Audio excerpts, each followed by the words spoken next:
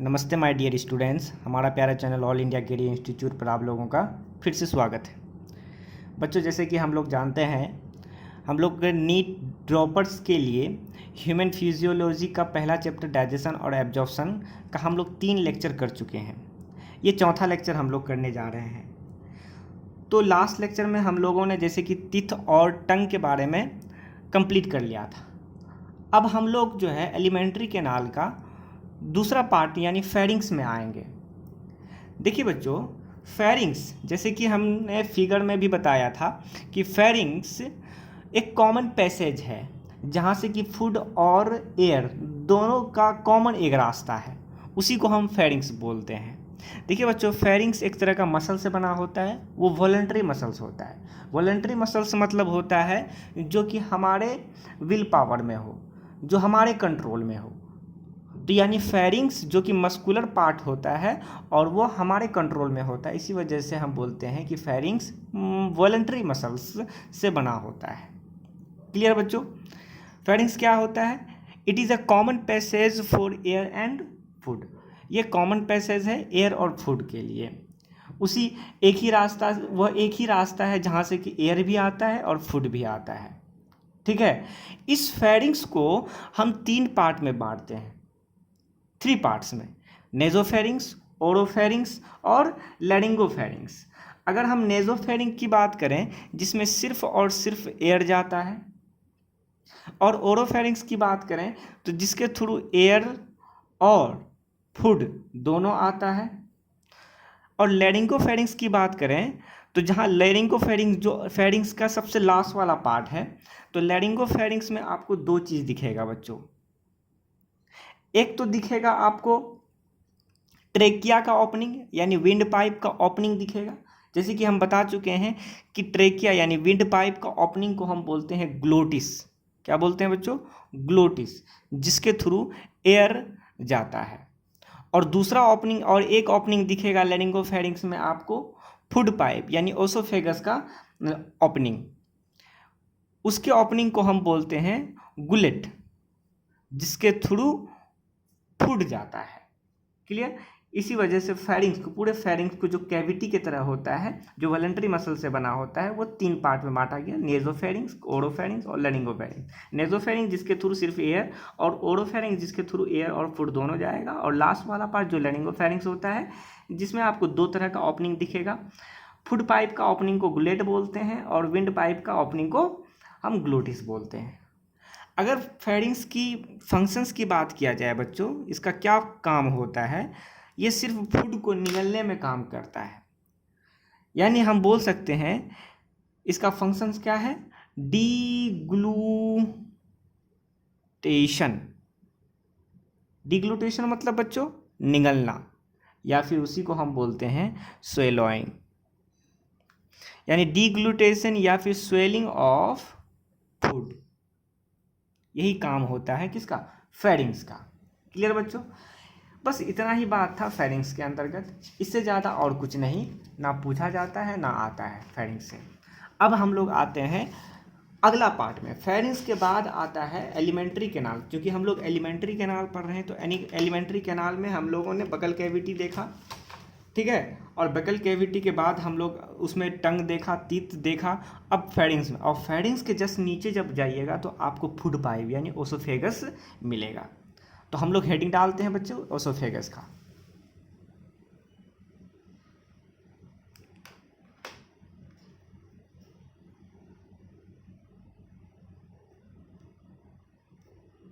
Oesophagus, oesophagus जिसको हम food pipe भी बोलते हैं। ठीक है, ओसोफेगस यानी फूड पाइप का जो लेंथ कहा जाता है, इसकी लंबाई कुल मिलाकर 22 से 25 सेंटीमीटर का होता है। ये इंपॉर्टेंट है। ओसोफेगस यानी फूड पाइप का लंबाई कितना होता है? तो 22 से 25 सेंटीमीटर का होता है। ओसोफेगस मसल से बना होता है, इसीलिए हम लिख सकते हैं मसल्स ऑफ ओसोफेगस। ठीक है, अगर उसकी मसल्स की बात किया जाए ओसोफेगस का, तो कौन कौन मसल्स होता है, कहाँ कहाँ पे मसल्स होता है? और किस किस तरह का मसल्स होता है। मसल्स कुल मिला के आगे पढ़िएगा बच्चों। मसल्स जो है मेनली 3 प्रकार का होता है। तो ओसोफेगस किस तरह का मसल से बना होता है, ठीक है, जो कि 22 से 25 सेंटीमीटर का होता है। बच्चों मैं आपको पहले एक फिगर बनाता हूँ, उस फिगर से मैं बताता हूँ कि ओसोफेगस कहाँ पे किस किस मसल से बना होता है और क्या क्या होता है। जैसे कि मैं आप लोगों से वादा किया हूँ कि हर चीज़ को मैं डायग्राम के हिसाब से मैं आपको बताऊँगा ताकि आपके दिमाग में सेट कर सके। देखिए बच्चों, मैं एक डायग्राम बनाता हूँ पहले, बस वही उसी जिसको आप पहचानते हैं वही शख्स को मैं बना रहा हूँ।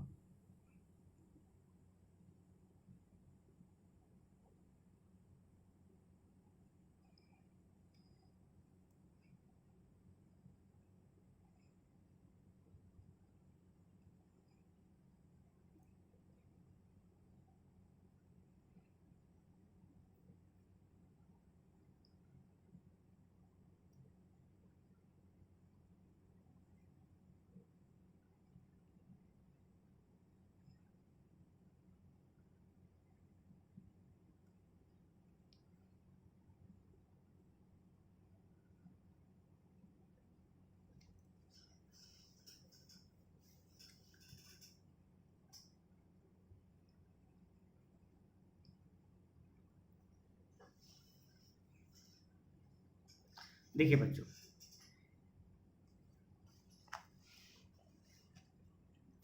बस समझने के लिए मैंने बनाया है इस फिगर को। तो इस फिगर में ये देखिए, ये आपका ओसोफेगस, ठीक है। ओसोफेगस के थोड़ा उसके बाद नीचे जाइएगा तो ओसोफेगस एंड होता है स्टमक से। इस तरह का जे शेप्ड वैली स्टमक होता है,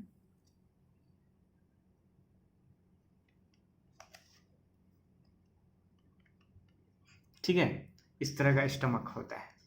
और ये जो ओसोफेगस होता है जो कि आपके सीने के बीचों बीच से आता है, और ओसोफेगस एक मात्र पाइप लाइक स्ट्रक्चर है जो कि डायफ्राम को चीरते हुए, पोर्स करते हुए, छेद करते हुए डायफ्राम को, यहाँ पे डायफ्राम होता है बच्चों, इस जगह डायफ्राम होता है, ये डायफ्राम को बीचों बीच से पोर करते हुए तब जाके ओसोफेगस थोरेसिक कैविटी, सीना वाला कैविटी से एब्डोमिनल कैविटी में आता है।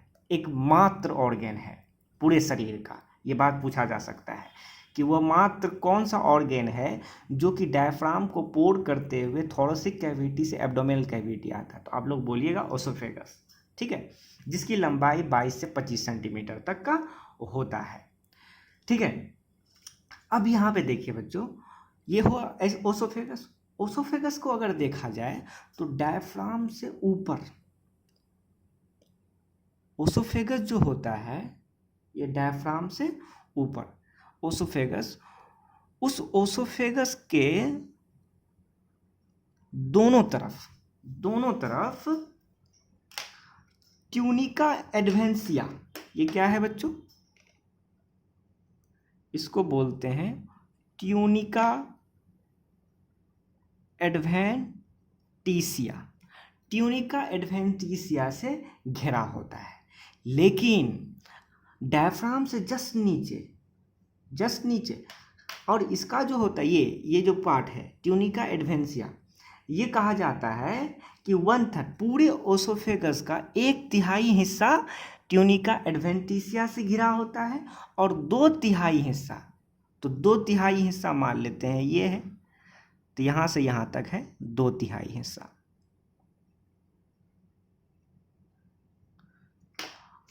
2/3 हिस्सा जो कहा जाता है कि सेरोसा से घिरा होता है, और ये सेरोसा पूरे स्टमक में भी होता है। ये सेरोसा आपका पूरे स्टमक के वाल को भी चारों तरफ से घेरे रखता है। तो ओसोफेगस का 2/3 हिस्सा ही साथ साथ स्टमक को भी चारों तरफ से घेरने वाला जो लेयर होता है जिसको हम बोलते हैं सेरोसा। क्लियर बच्चों? हाँ, सेरोसा बोलते हैं। तो यहाँ से यहाँ तक हो गया 1/3, और यहाँ से यहाँ तक हो गया 2/3। क्लियर हुआ बच्चों? हाँ। तो 1/3 जो ऊपर वाला पार्ट है, 1/3 जो ऊपर वाला यानी सुपेरियर, ऊपर वाले के लिए बायोलॉजिकल वर्ड आता है सुपेरियर, जो कि 1/3 मतलब 1/3 पार्ट है पूरे ओसोफेगस का। कहा जाता है कि वो बना होता है, क्योंकि ये जो पूरे ओसोफेगस ये तो मसल से बना होता है। तो कौन से मसल से बना होता है? तो कहा जाता है सुपेरियर 1/3 पार्ट स्केलेटल मसल से बना होता है। कौन से मसल से? तो स्केलेटल मसल से बना होता है। क्लियर? और 1/3 part superior, 1/3 part skeletal muscle से, और जो 2/3 बच गया ये ओसोफेगस का, ये 2/3 पार्ट है जो सब निचली वाला पार्ट। तो निचली वाले के लिए बायोलॉजिकल वर्ड आता है इन्फेरियर। तो इन्फेरियर 2/3 वाला पार्ट जो होता है वो कहा जाता है स्मूथ मसल से, स्मूथ मसल से बना होता है। तो ओसोफेगस का सुपेरियर 1/3 पार्ट स्केलेटल मसल से बना होता है, और ओसोफेगस का इन्फेरियर 2/3 पार्ट स्मूथ मसल से बना होता है। क्लियर बच्चों? और 1/3 पार्ट जो स्केलेटल मसल से होता है वो कहा जाता है कि ट्यूनिका एडवेंटिशिया से घिरा होता है, और 2/3 जो इन्फेरियर वाला पार्ट होता है डायफ्राम से नीचे, वो सेरोसा से घिरा होता है, और ये सेरोसा पूरे स्टमक को भी घेरे रखता है। क्लियर बात हुआ? ठीक है। और एक चीज़ याद रखिए बच्चों कि डाइजेशन या एब्जॉर्प्शन दोनों में से कुछ भी ओसोफेगस में नहीं होता है। तो बोलते अब आप बोलिएगा सर इसको तब फिर डाइजेस्टिव सिस्टम के अंदर क्यों रखा जब डाइजेशन में हेल्प नहीं करता है? तो वो इसलिए रखा एलिमेंट्री कैनाल या डाइजेस्टिव सिस्टम के अंदर, क्योंकि ये फूड को स्टमक तक ले आने, यानी बकल कैविटी या फेरिंग से लेकर स्टमक तक ले आने में मदद करता है। ये एक रास्ता है। ये नहीं होता तो आता कैसे? जब आता नहीं तो डाइजेशन कैसे होता है? इसी वजह से इसको एलिमेंट्री कैनाल या फिर डाइजेस्टिव सिस्टम के अंदर रखा गया है। लेकिन एक बात याद रहे कि इसमें ना ही डाइजेशन होता है ना ही एब्जॉर्प्शन होता है। तो इसलिए मैं यहाँ पे एक लाइन लिखना चाहूँगा, इन ओसोफेगस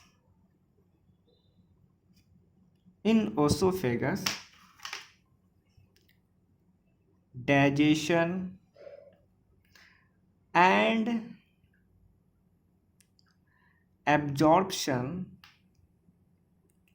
both are absent। दोनों absent होता है। क्लियर हुआ बच्चों? हाँ, अब मैं इसी बात को लिख देता हूं कि अपर ओसोफेगस का अपर वाला पार्ट जिस पर सेरोसा नहीं होता है लेकिन ट्यूनिका एडवेंशिया होता है। क्लियर? और नीचे वाले पार्ट में सेरोसा होता है लेकिन ट्यूनिका एडवेंशिया नहीं होता है। तो पेज पलटते हैं बच्चों, यहाँ तक तो खत्म हो गया है पेज।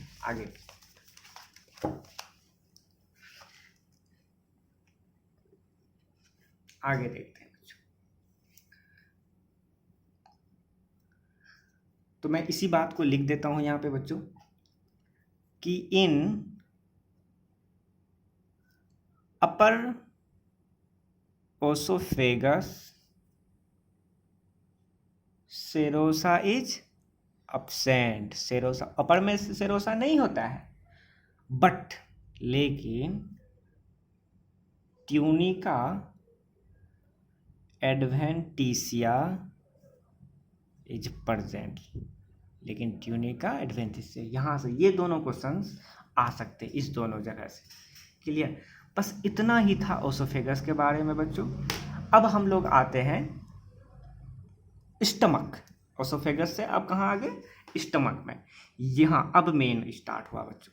अभी तक तो छोटा छोटा था, अब मेन स्टार्ट हुआ है स्टमक। ठीक है? स्टमक जो होता है बच्चों वो मसल से बना होता है। इसी वजह से मैं बोल सकता हूँ इट इज मस्कुलर, और देखने में बिल्कुल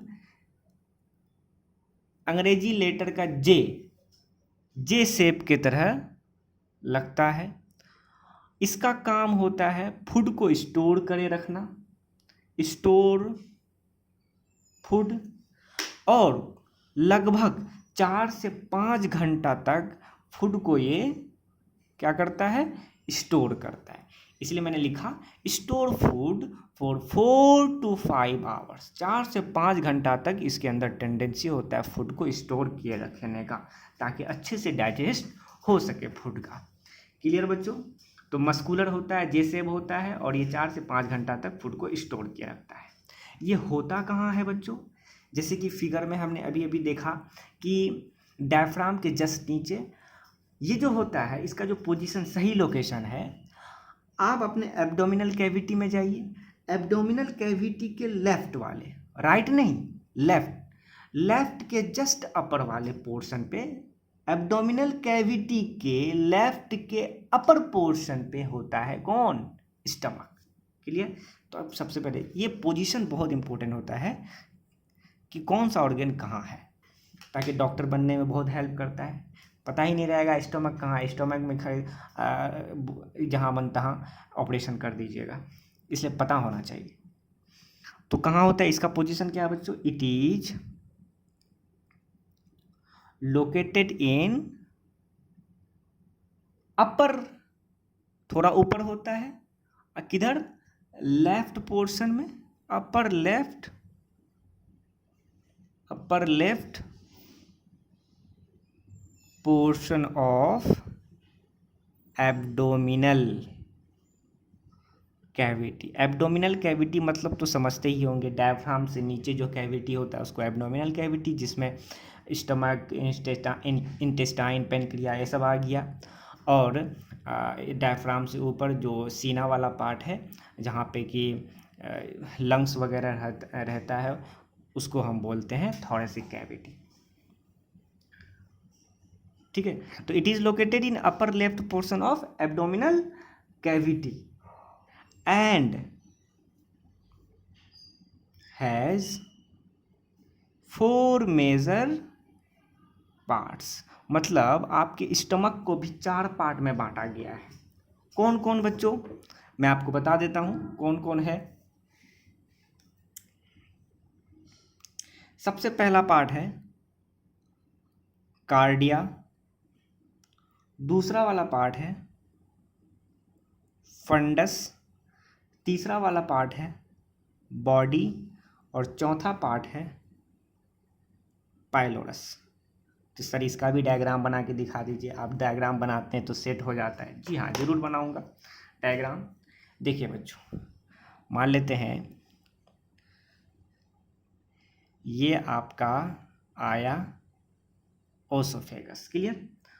ओसोफेगस, उसके बाद ये एंड हो गया एसोफेगस का। अब यहाँ से होता है इस तरह से जे शेप के आकार का, बिल्कुल यूं।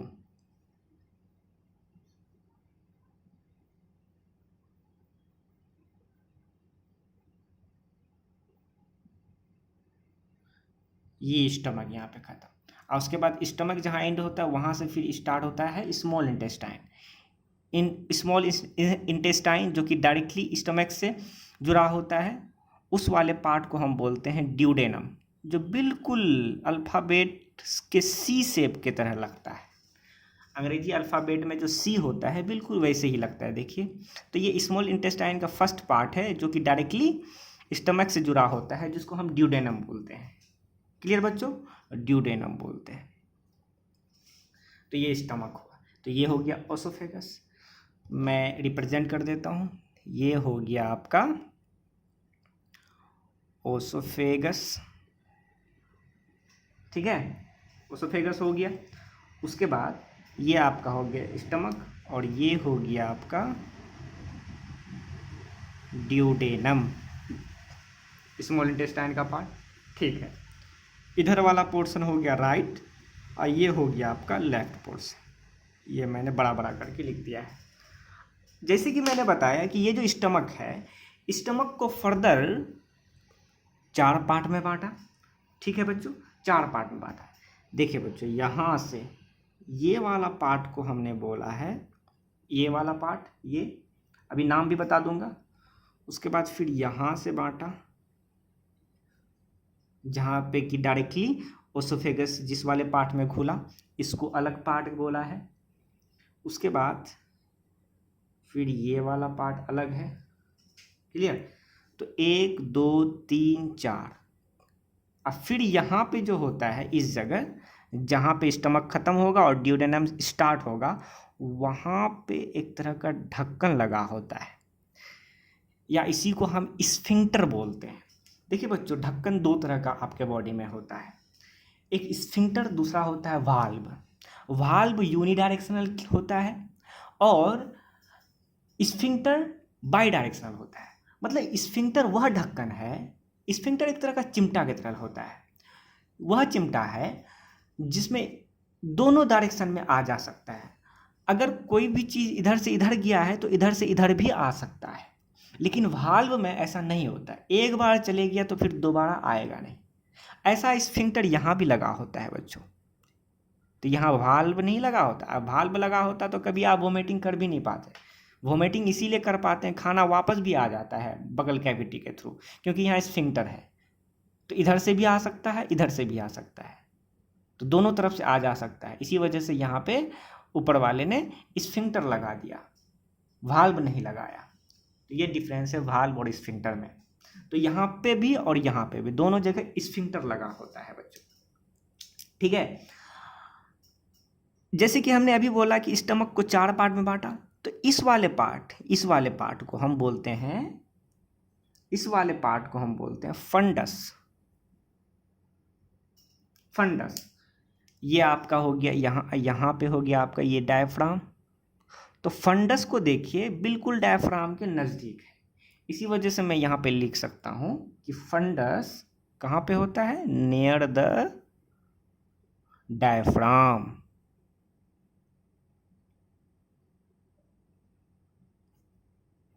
क्लियर बच्चों? उसी तरह यहाँ पे ये वाला पार्ट, स्टमक का ये वाला पार्ट, जहाँ पे कि ओसोफेगस डायरेक्टली खुला, इस वाले पार्ट को हम बोलते हैं कार्डियाक। क्या बोलते हैं बच्चों? कार्डियाक। ये कार्डिया जिसको हमने बोला, कार्डियाक। ठीक है? तो कार्डियाक कहाँ पे होता है बच्चों? जहाँ पे कि ओसोफेगस खुलता है, या फिर हम बोल सकते हैं कि कार्डियक स्टमक का वह पार्ट है जो कि डायरेक्टली ओसोफेगस से कनेक्ट होता है। तो मैं यहाँ पे लिख दूँ वही बात, कनेक्ट विथ ओसोफेगस। सब चीज़ को दिखा दिया है। और ये वाला पार्ट को हम बोलते हैं बॉडी, बीच वाले पार्ट को। क्लियर? और ये वाला पार्ट जो कि ड्यूडेनम पे जाके खुलता है, स्टमक का वह पार्ट जो कि ड्यूडेनम में जाके खुलता है, उस वाले पार्ट को हम बोलते हैं, ओह सॉरी बच्चों नहीं दिखा, इस वाले पार्ट को बॉडी, और ये वाला पार्ट जो है जो कि ड्यूडेनम में जाके खुलता है, उस वाले पार्ट को हम बोलते हैं पैलोरिक। इस वाले पार्ट को हम पैलोरिक बोलते हैं। क्लियर हो गया बच्चों? अब ध्यान दीजिए बच्चों, बहुत अच्छी बात है, जहाँ से क्वेश्चन उठेगा ये स्फिंक्टर से क्वेश्चन पूछा जा सकता है कि ये वाले जो स्फिंक्टर है, तो देखिए बच्चों ये वाला स्फिंक्टर जो है ओसोफेगस और आपके स्टमक के कनेक्ट करने वाला, दोनों के बीच में ये वाला स्फिंक्टर है। तो स्टमक के लिए आता है गैस्ट्रिक, ओसोफेगस के लिए ओसोफेगस। इसी वजह से इस वाले स्फिंक्टर को हम गैस्ट्रो ओसोफेजियल स्फिंक्टर कहते हैं। मैंने बहुत दूर में इधर लिख दिया बच्चों। तो इस वाले स्फिंक्टर, चूंकि ये ओसोफेगस और स्टमक के बीच वाला है, इसी वजह से इस वाले स्फिंक्टर को हम गैस्ट्रो ओसोफेजियल स्फिंक्टर कहते हैं। तो सर ये भी तो बोल सकते हैं कि ये स्फिंक्टर कार्डियाक वाले पार्ट में खुलता है, इसी वजह से हम कार्डियाक स्फिंक्टर भी बोल सकते हैं। जी हाँ बच्चों, इस वाले स्फिंक्टर को गैस्ट्रोओसोफेजियल स्फिंक्टर तो बोलते ही हैं, साथ ही साथ कार्डियाक स्फिंक्टर।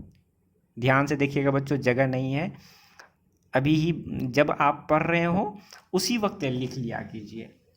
ठीक है, इसको हम कार्डियक, इसलिए पूछ सकता है गैस्ट्रोओसोफेजल फेजियल स्फिंक्टर को और क्या नाम से बोलते हैं, तो कार्डियक स्फिंक्टर के नाम से भी बोलते हैं। क्लियर। और ये वाला स्फिंक्टर को क्या नाम दीजिएगा, आप ही लोग बोलिए। क्योंकि ये स्फिंक्टर पैलोडिक रीजन के पास होता है, पैलोडिक रीजन जहाँ पे खुलता है वहीं पे ये स्फिंक्टर होता है, इसी वजह से इस वाले स्फिंक्टर का नाम होता है पैलोडिक स्फिंक्टर। इसका नाम लिख रखा गया है पैलोडिक स्फिंक्टर। क्लियर हो गया बच्चों। तो जैसे कि मैं बताया कि डायग्राम के हिसाब से आपको अच्छे से बता दिया जाएगा। तो स्टमक कहाँ पे होता है, स्टमक मस्कुलर जे शेप और 4 से 5 घंटा तक फूड को स्टोर करता है। पोजीशन मैंने बता दिया, एब्डोमिनल कैविटी के अपर लेफ्ट पोर्शन पे होता है और इसको 4 पार्ट में बांटा, कार्डियाक, फंडस, बॉडी, पैलोरस। तो आपको ये भी बात होना चाहिए कि पैलोरस वाला पार्ट कहाँ है, बॉडी वाला पार्ट कहाँ है, फंडस वाला पार्ट कहाँ है, और इसमें जो स्टमक के पास ये 2 स्फिंक्टर होते हैं। एक स्फिंक्टर जो ओसोफेगस और स्टमक को जोड़े रखता है, उस वाले स्फिंक्टर को हम बोलते हैं गैस्ट्रोओसोफेजियल स्फिंक्टर या कार्डियक स्फिंक्टर। और एक स्फिंक्टर जो कि ड्यूडेनम और स्टमक के बीच होता है, उस वाले स्फिंक्टर को हम पैलोडिक स्फिंक्टर कहते हैं। क्लियर हो गया बच्चों, सब चीज़ हमने यहाँ पे बता दिया है। यहीं से हो गया स्टमक का सारी बात क्लियर, ख़त्म।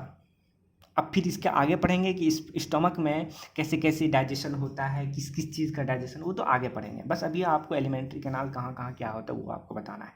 क्लियर हो गया। अब हम लोग स्टमक के बाद आएंगे बच्चों कहाँ पे, स्मॉल इंटेस्टाइन में। क्लियर। तो जरा आते हैं स्मॉल इंटेस्टाइन में। स्मॉल इंटेस्टाइन, ठीक है। स्मॉल इंटेस्टाइन की अगर लेंथ की बात किया जाए बच्चों, इसका लेंथ 5 से 7 मीटर का होता है। सोचिए, पूरे एलिमेंट्री कैनाल आपका 6 से 9 मीटर का होता है और 5 से 7 मीटर तो स्मॉल इंटेस्टाइन ही ले लिया, ठीक है। तो स्मॉल इंटेस्टाइन का 5 से 7 मीटर होता है, जो कहाँ से स्टार्ट होता है, कहाँ से स्टार्ट होता है, ये स्टमक के लास्ट वाला पोर्शन। तो लास्ट वाला पोर्शन में कौन है, ये पैलोडिक स्फिंक्टर है, यानी पैलोडिक स्फिंक्टर से स्टार्ट होता है और ख़त्म कहाँ होता है, एक और स्फिंक्टर होता है लास्ट में, जिसको हम बोलते हैं इलियोसिकल वाल्व। वो स्फिंक्टर नहीं होता है बच्चों, वो वाल्व होता है, यूनिडायरेक्शनल वाला चिमटा, ढक्कन। तो पैलोडिक स्फिंक्टर से स्टार्ट होता है ये स्मॉल इंटेस्टाइन और जाके ख़त्म होता है, एंड होता है इलियोसिकल वाल्व। इलियोसिकल वाल्व जो कि आपका इलियम और सीकम के बीच में होता है। क्लियर बच्चों। तो पहले मैं ये दोनों लिख देता हूँ, तब उसके बाद मैं डायग्राम बनाऊंगा स्मॉल इंटेस्टाइन का, फिर आप लोग समझ जाइएगा कि कहाँ पे क्या होता है, ठीक है। तो it is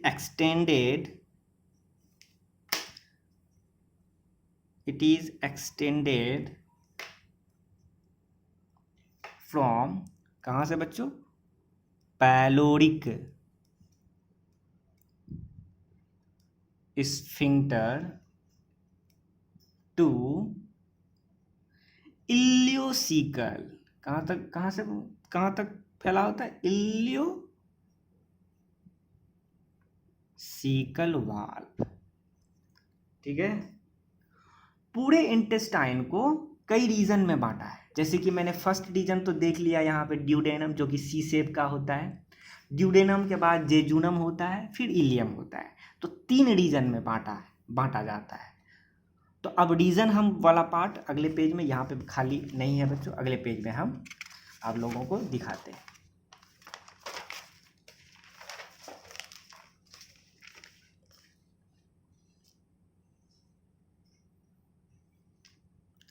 reason of small intestine. तो सबसे पहला रीजन होता है ड्यूडेनम, उसके बाद होता है जेजूनम, फिर इलियम। लेकिन उससे पहले बच्चों हम आपको डायग्राम बना के दिखाना चाहते हैं कि उस डायग्राम से फिर आप देखिएगा कि कौन सा पार्ट होता है। ठीक है,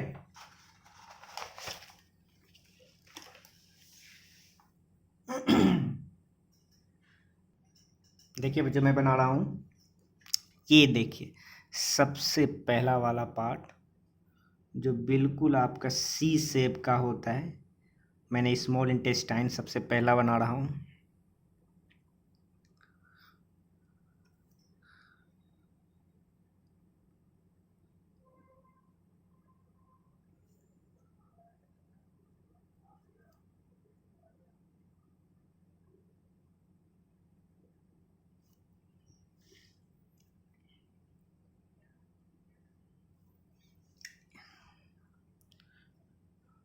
डायग्राम को ज़रूर देखिए बच्चों, और जो नहीं देखना चाहते हैं वो स्किप भी कर सकते हैं, बाद में डायग्राम बना लीजिएगा। आप लोग डायग्राम ज़रूर बनाया कीजिए।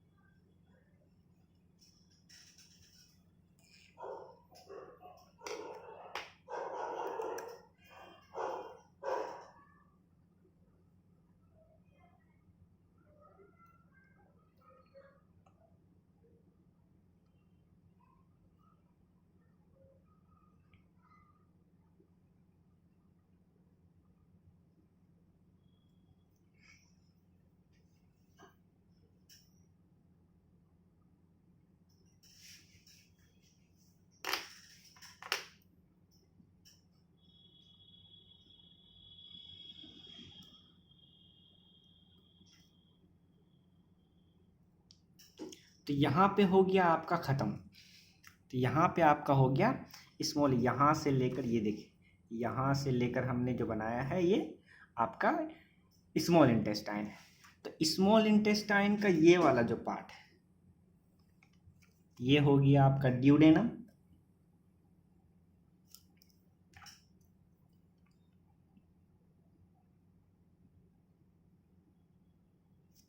ठीक है, और यहाँ से यहाँ तक का जो पार्ट है ये हो गया आपका जेजूनम, और फिर यहाँ से यहाँ तक ये वाला यहाँ तक, यहाँ से लेकर यहाँ तक का जो पार्ट है इसको हम बोलेंगे इलियम। क्लियर? ठीक है बच्चों, अब यहाँ पे देखिए, यहाँ पे हो गया खत्म। अब ये वाला जो मैंने रेड कलर से बनाया है ये क्या है बच्चों? ये एक ब्लाइंड सेक है। दिस इज अ ब्लाइंड सेक। तो ये ब्लाइंड सेक कौन है बच्चों? इसको हम बोलते हैं सीकम। यही है सीकम।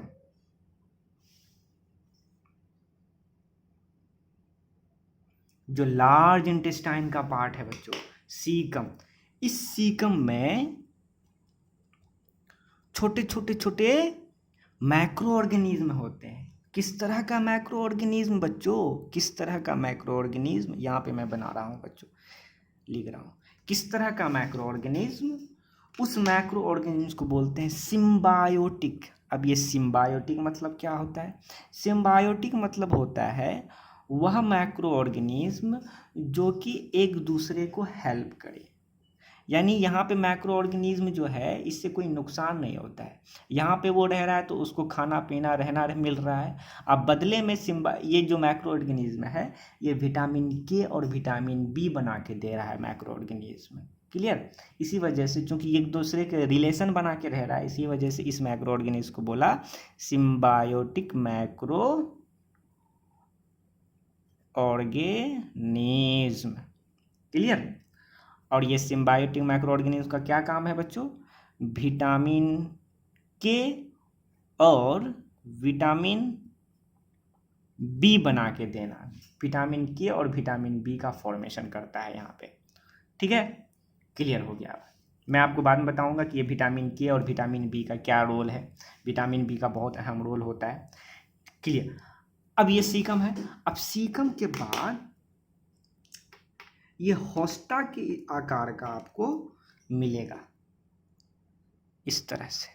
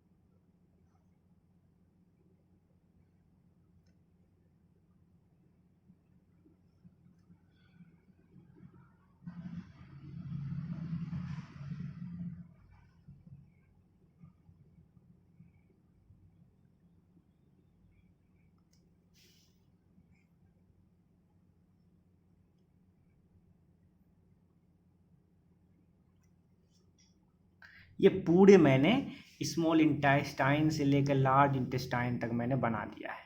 ठीक है, अब यहाँ पे देखिएगा बच्चों, लार्ज इंटेस्ट यहाँ से सीकम से स्टार्ट हुआ, ये पूरे मैंने लार्ज इंटेस्टाइन बनाया है। ठीक है, अब यहाँ पे कहा जाता है कि इस लार्ज इंटेस्टाइन में ये जो वाला पार्ट देख रहे हैं ना बच्चों, ये होस्टा है, इसको हम होस्टा बोलते हैं, होस्टा बोलते हैं। इस होस्टा के इस दो होस्टा जहाँ पे आके मिलता है, यहाँ पे ये मसल्स का बना हुआ सर्कुलर सर्कुलर मसल्स होता है, सर्कुलर सर्कुलर मसल्स होता है, जो कि कॉन्ट्रैक्शन में हेल्प करता है। कॉन्ट्रैक्शन क्यों? ताकि फूड का आसानी से मूवमेंट हो सके।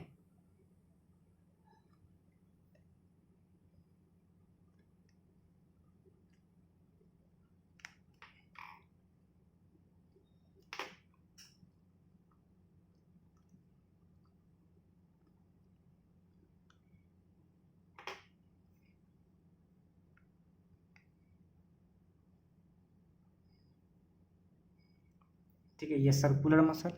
सर्कुलर मसल्स तो होता ही है, साथ ही साथ ये सर्कुलर मसल्स तो होता ही है, इसको मैं पहले लिख देता हूं कि ये क्या है, ये एक सर्कुलर मसल्स है।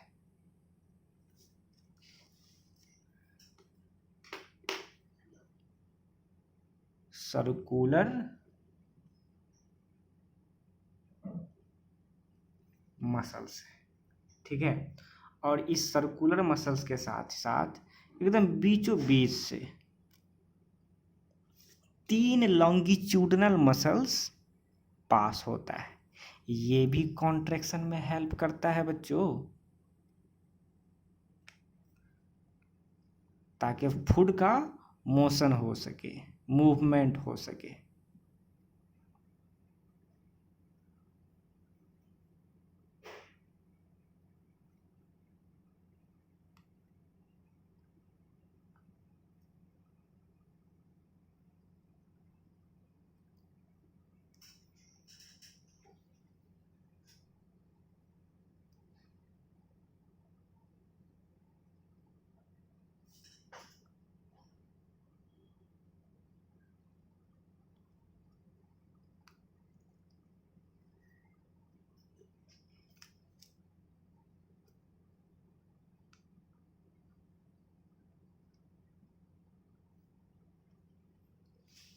तो देखिए बच्चों, तो ये आपका लार्ज इंटेस्टाइन में होता है। तो लार्ज इंटेस्टाइन इस वाले पार्ट को हम होस्टा बोलते हैं। अंदर में 2 मसल्स होता है, एक सर्कुलर मसल्स और एक लॉन्गिट्यूडनल मसल। तो ये क्या है बच्चों, ये लॉन्गिट्यूडनल मसल्स है।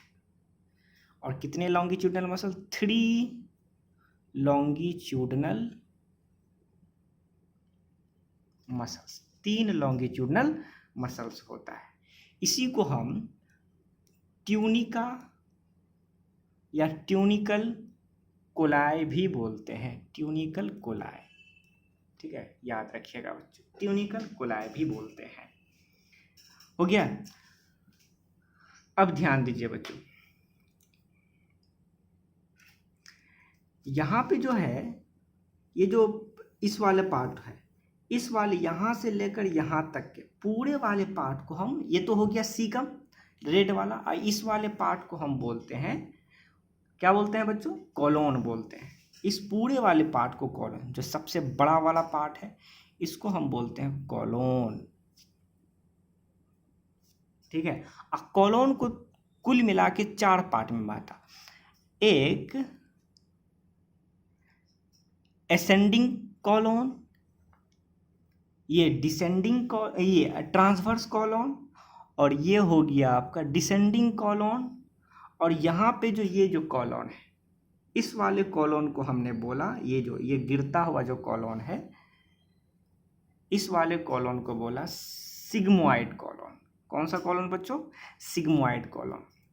क्लियर, मैं एस से रिप्रेजेंट किया हूँ इस वाले कॉलोन, यहाँ कॉलोन खत्म, इस वाले पार्ट को हम बोलते हैं रेक्टम। क्या बोलते हैं बच्चों, रेक्टम। तो कुल मिला के लार्ज इंटेस्टाइन का कितना पार्ट, सीकम, कॉलोन और रेक्टम, 3 पार्ट होता है। और लास्ट में होता है लार्ज इंटेस्टाइन का ये वाला पार्ट, जिसको हम बोलते हैं एनाल कैनाल। एनाल कैनाल की बात किया जाए तो बच्चों, इसमें 2 स्फिंक्टर लगा होता है, एक एक्सटर्नल स्फिंक्टर जो कि वॉलंटरी होता है, और एक होता है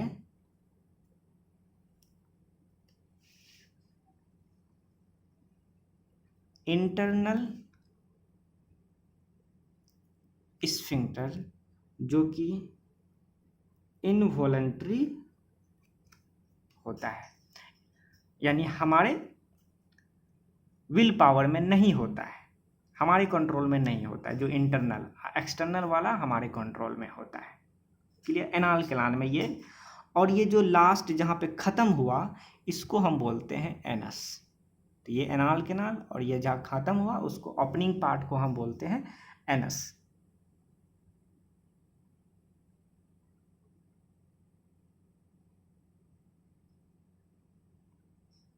क्लियर हुआ बच्चों, ठीक है।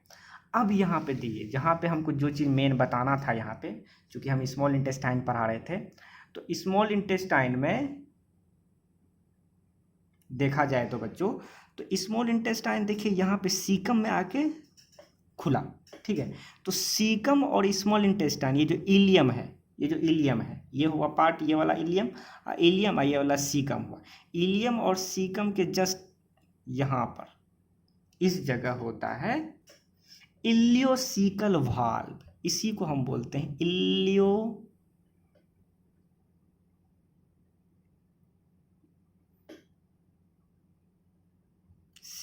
वाल्व।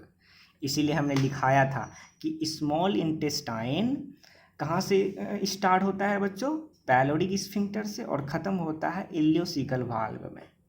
हो गया, तो इस तरह से हमने बताया था। क्लियर हो गया। ये डायग्राम से उम्मीद करते हैं कि सारी बात देखें। और एक चीज़ मैं बताना चाहूँगा बच्चों, इस डायग्राम में क्या बताऊँगा कि यहाँ पे इधर ये जो ड्यूडेनम वाला पार्ट है, ड्यूडेनम में आके खुलता है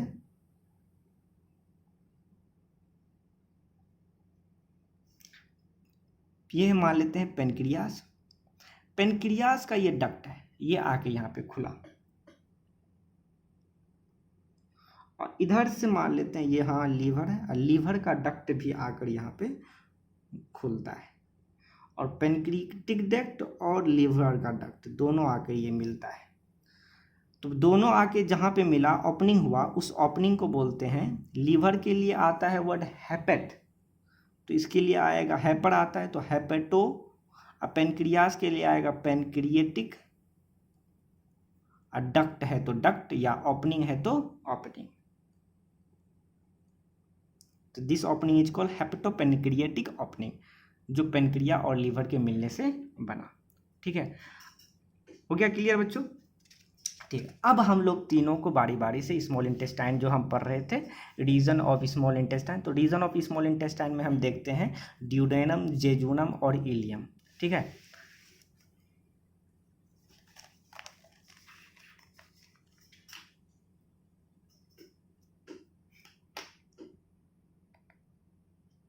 तो हेडिंग दे दीजिए बच्चों, रीजन ऑफ स्मॉल इंटेस्टाइन। ठीक है,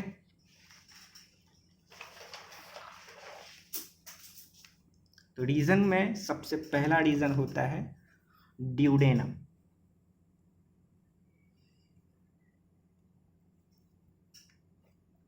जीरो 0.25 मीटर का होता है ड्यूडेनम। ठीक है, ड्यूडेनम की अगर शेप की बात किया जाए तो ये सी शेप का होता है। ठीक है, इसमें हेपेटो पेनक्रिएटिक ओपनिंग प्रेजेंट होता है। ठीक है, और ड्यूडेनम में एक ग्लैंड होता है बच्चों, जहां से इंपॉर्टेंट सवाल हो सकता है, Brunner's gland. Brunner's gland present होता है। ठीक है, कहां पे? ड्यूडेनम, और ड्यूडेनम में भी कहां? इन सब म्यूकोसा ऑफ ड्यूडेनम। ड्यूडेनम के सब म्यूकोसा में क्या होता है? ब्रूनर्स ग्लैंड होता है। जैसे कि मैं एक फिगर बना के दिखाता हूं, ये देखिए, मान लेते हैं कि ये हो गया आपका, ये मान लेते हैं सी शेप का ड्यूडेनम है, सी शेप का मान लेते हैं ये ड्यूडेनम है। ठीक है, इस ड्यूडेनम के का एक लेयर होता है, बाहर में एक लेयर होता है, इस लेयर को ही हम बोलते हैं सब म्यूकोसा। ठीक है, इसमें होता है बहुत छोटे छोटे छोटे छोटे ग्लैंड्स, जिसको हम बोलते हैं ब्रूनर्स ग्लैंड। तो पूछा जा सकता है ब्रूनर्स ग्लैंड कहाँ होता है, तो Brunner glands are present on the submucosa of duodenum. Duodenum के सब म्यूकोसा में होता है। तो ये क्या है बच्चों? ये है सब म्यूकोसा ऑफ किसका? ड्यूडेनम का। क्लियर हुआ? हाँ, ड्यूडेनम की बात खत्म। अब आते हैं हम लोग जेजुनम में। कहाँ पे बच्चों? जेजुनम, दूसरा वाला पार्ट, जेजुनम। जेजुनम की अगर लंबाई देखा जाए तो 2.50 मीटर होता है। ठीक है, इसमें कोई ख़ास बात नहीं है। तीसरा आते हैं इलियम, जिसकी लंबाई सबसे ज़्यादा हाईली क्वाइल होता है, 3.25 मीटर का होता है। ठीक है, इलियम जहाँ पे कौन सा वाल्व होता है बच्चों? इलियोसिकल वाल्व प्रेजेंट बिटवीन, कहाँ पे? Ileum and caecum. अभी बताया बच्चों, सीकम और इलियम के बीच में ये इलियोसिकल वाल्व होता है। ठीक है, अगला इंपॉर्टेंट बात है बच्चों इलियम का। लिम्फॉइड ऑर्गेन, एक लिम्फॉइड ऑर्गेन होता है जिसको हम बोलते हैं पियर्स पैचेस, ठीक है। वो प्रेजेंट होता है कहाँ पे? इलियम में। इलियम में भी कहाँ? इन म्यूकोसा। याद रखिएगा, ड्यूडेनम के सब म्यूकोसा में ब्रूनर्स ग्लैंड होता है, लेकिन इलियम के लिम्फाइड ऑर्गेन में पियर्स पैसेज होता है। लिम्फाइड ऑर्गेन के भी कहाँ पे? एक लिम्फाइड ऑर्गेन होता है जिसका नाम है पियर्स पैसेज, जो कहाँ प्रेजेंट होता है? म्यूकोसा में। और साथ साथ सब म्यूकोसा भी होता है वहाँ पे, सब म्यूकोसा। ये म्यूकोसा सब म्यूकोसा एक तरह का लेयर है जहाँ पे पियर्स पैचेज होता है, एक तरह का, जो कि पियर्स पैचेज एक तरह का लिम्फाइड ऑर्गेन है। सब म्यूकोसा ऑफ इलियम, ठीक है। तो lymphoid organ Peyer's patches present in mucosa and submucosa of ileum. Clear? जैसे कि मैं यहाँ पे मान लेते हैं, एक साधारण सा डायग्राम बनाऊं, तो ये मान लेते हैं इलियम है, ठीक है। इलियम है, इलियम का ये मान लेते हैं लेयर है। यहाँ पे इस ये मान लेते हैं सब म्यूकोसा या म्यूकोसल लेयर है, तो ये म्यूकोसा हो गया, तो इधर और एक हो गया, मान लेते हैं सब म्यूकोसा हो गया, ये हो गया म्यूकोसा। इसी में होता है प्रेजेंट ग्लैंड होता है जिसको हम पियर्स पैचेस बोलते हैं। यही है क्या? Peyer's patches. तो पूछेगा तो बताइएगा कि पियर्स पैचेस कहाँ होता है। तो इलियम के सब म्यूकोसा और म्यूकोसा में होता है। पियर्स पैचेस किस तरह का ऑर्गेन है? तो लिम्फाइड ऑर्गेन। तो बच्चों यहीं तक रहने देते हैं स्मॉल इंटेस्टाइन का। स्मॉल इंटेस्टाइन में और भी बातें बच गया है, उसके स्ट्रक्चर के बारे में, उसके बारे में हम पढ़ा देंगे सारी चीज़। विलाय और मैक्रोविलाय ये सब के बच गया है। उसके बाद लार्ज इंटेस्टाइन स्टार्ट करके होगा, तो अगले लेक्चर में ये भी ख़त्म कर देंगे।